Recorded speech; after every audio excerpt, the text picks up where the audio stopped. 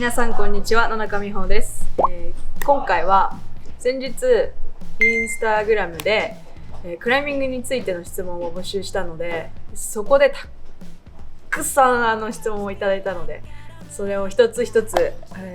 ぶった切っていこうと思います。本当にめちゃくちゃあるんですよね。めちゃくちゃあるんですけど、何個かに分けていきます。まずクライミングの技系で質問を絞って、何個か重なってるやつは一つにまとめて言ってしまいます。ニーバーが苦手です。膝も擦れて痛いです。コツを教えてください。コツはありません。もう痛みに我慢するだけ。これに関しては本当に外の岩場とかニーパッドとかあって、それつけて登るとかあるけど、人工壁に関しては痛みを我慢するがコツです。保持はどのように意識していますか？保持についてちょっとじゃあやっていこう。もうこのままいきます。じゃあ保持の仕方で私が意識してること、でもホールドも言うてももうすっごい山ほどあるんで、それによって保持の仕方ももちろん変わってくるんですけど、私の持ち方の癖っていうかとしては、ポイントとしては結構この小指側をすごい使うんですよね。こっち側、どちらかというとホールドをこっちに力をかけて登ることが多くて、こっちじゃなくてこういうガバを引くにしても、ちょっと小指側に力をかけて、こう肘をこう締めるイメージで、こっちの小指に力かけて結構いってるんですよね。これが私の持ち方の、癖なのかな。人によってはもちろん人差し指とかにポイントがある人もいるとは思います。例えば、ピンチとかもこう正面から見てもらうと分かると思うんですけど、ただこうやって持つっていうよりかは、次のホールドに動くたびにちょっと小指側にこっちに傾けてグッで手で出す。このまま人差し指側に持つっていうよりかは、小指側に力をかけて持つ。これとかもそう。これもこうやってただ持つんじゃなくて、ちょっと小指側にかけて、カチにするにしても小指側に力をかけて出す。これはでも得意不得意あるんで、例えば人差し指の方が強い人はそっちをうまく使えばいいと思うんですけど、だから逆に私は小指側が得意だけど人差し指が苦手だから、こういうガスとか人差し指でグーってこっちにちょっと力かかるようなのはちょっと苦手だけど、逆にこういう開いた動きでこっちでこうやって引いてこれる、小指側の力で引いてこれる動きは結構得意だから、意識してることって言ったら、自分的にはこっちにすることでコントロールしやすいから、どんなホールドが出てきても自分のそのコントロール内に行けるように、ホールドだったり体だったりの場所を考えて登っていってます。小さいホールドを強く引くための秘密はありますか？教えてほしい。これに関しては私も小さいホールド苦手だから、小さいホールドをうまく引くコツだけ、強く引くコツっていうのに関しては、私すっごい指がもともとめちゃくちゃ弱くて、価値とかそのフィンガーストレンスを上げるトレーニングはどういう風にすればいいですかっていう質問すっごいたくさんあったんですけど、これに関してはやってない。トレーニングは、してない、全くしてないって言ったら嘘だけど、ひたすら指を握力鍛えるとか、そういう練習は全くしてなくて、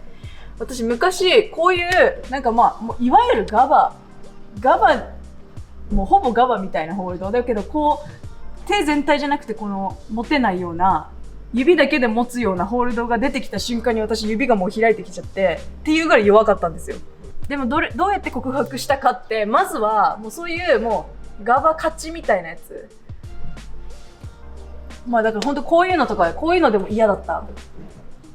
本当に今だとガバって思うようなホールドでも指がやっぱ開いてきちゃってた、弱くて持てなかったんで、こういう自分が嫌だなって思うホールドを何個もつなげて1個課題を作って、価値なら価値だけの課題6手ぐらいで、それを、人とかに作ってもらって、それをひたすらやる、ひたすら登る、で登ってで体の使い方とかその保持の仕方とか覚えていって、そのジムとかで1本作れば来るたんびにそれをやって強くなってる感覚も実際に得られるし、変化を一番感じられるんで、その練習の仕方はすごくおすすめです。握力だけを鍛えてつけたっていうよりかは、クライミングの中でつけていった方が効率がいいです。その結局クライミングも強くなると思います。9歳なのですが、ダイノができるようになるためにはどうすればいいですかとか、ダイノやスローパーが上手くなるおすすめのトレーニングはありますか？ダイノ系もいっぱいあったんだよな。飛びたいんだけど、コーディネーションがうまくできません。数をこなす他にコツとかってありますか？あります。ありますよ。ランジのコツは何ですか？そういう飛ぶ系のことをじゃあ次やろうかな。まず私が思うに、飛ぶのが苦手な人は足と手のタイミングが合ってない。もうそれに尽きる。基本的には見せていきます。例えばまずじゃあランジできる人とできない人、できる人のパターンでいきます。できない人のパターン、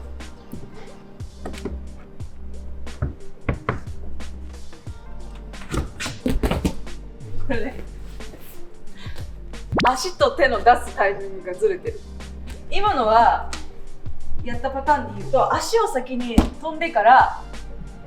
飛び切ったこの足がもう完全に伸びきった状態で手を出してるんですよ。もう一回いきます。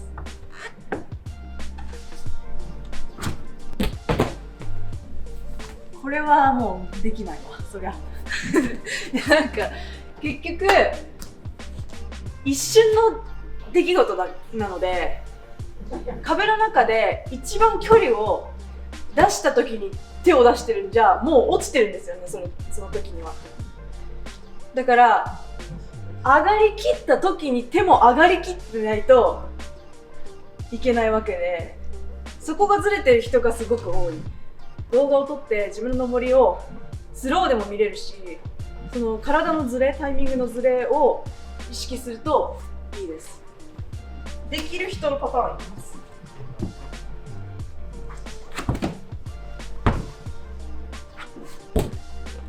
この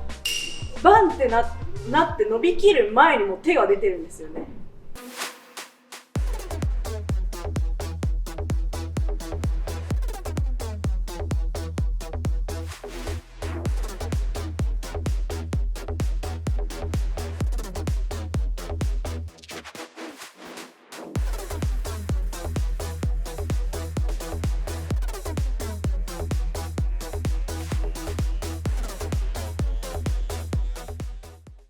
例えば横に飛ぶにしても、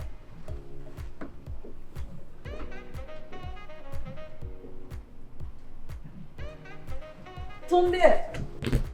手出してたらもう体落ちてる状態でこう手出してるからやっぱ遅いし、足を蹴るのと同時に飛び切った後に手を出してる人が多いと思います。なんでもっと速くってイメージかな。あとは単純な出力です。もう思いっきり足で蹴る、思いっきり引くっていうのさえできれば、大体ジムにある課題、ランジ系はできるんじゃないかなと思います。ピンチが苦手なのですがコツありますか？ピンチもだから結局人のその手のサイズとかによってもホールドの持ち方とか変わってくるんで一概に言えないんですけど、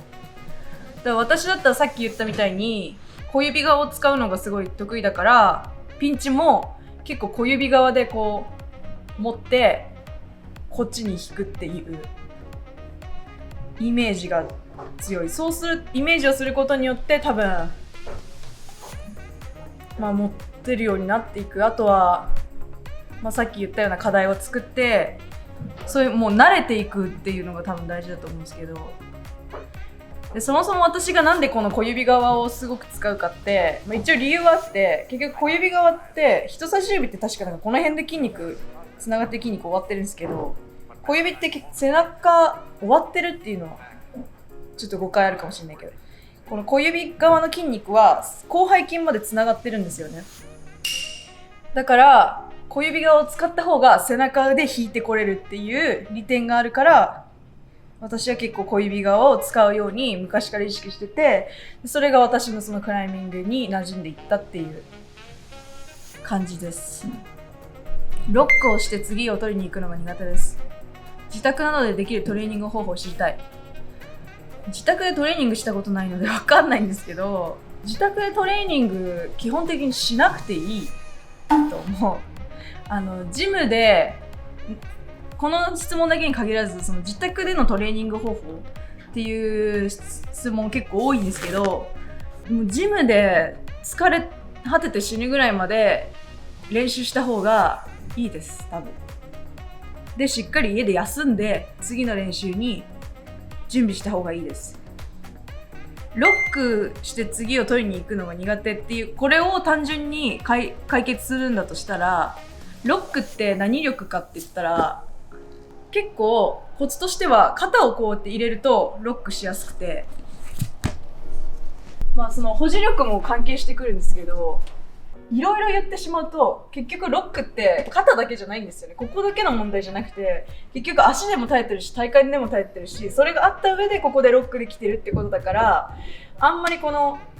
ロックの仕方は一概にここだけみたいなことは言えないんですけど、こういういろんな部分がしっかりと支えてくれたおかげで、体を支えてくれたおかげで腕がロックしやすくなってロックできるっていう状態になると思うんですね。だからそれが全部できた上で考えると、ロックって結構この肩、私のイメージ的には肩のこの前に肩を持ってくることでロックできるなって思います。肩ロックできない人って結構やっぱここがこう開いてきちゃうから、ロック要はできてないから、それを引いてきて全部この後ろにこうしまい込むっていうか、ただこのそれだけを意識しすぎて肩をばっかこうやってやってると肩痛めるんで気をつけてほしいんですけど、全体を支えられてるっていう上でしっかりと引いてきて、で固めるといい。こうスローパーがあったらこうやってガッてもう持つんですよね。足をこう伸ばすだけで届かなかった方向にもう届くんですよね。使い込むってこういうこと。肘をこう中に入れて